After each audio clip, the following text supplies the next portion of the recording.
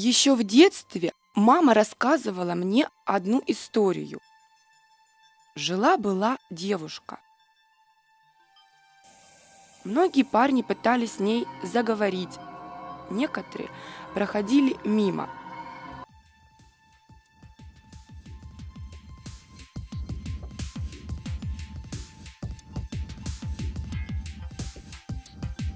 Но встретился один, и он растопил холодное сердце девушки. Что происходило в последующие ночи, мама мне не рассказывала.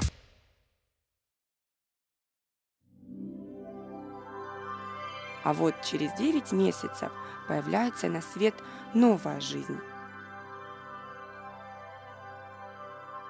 Я знаю, что это были мой папа и мама.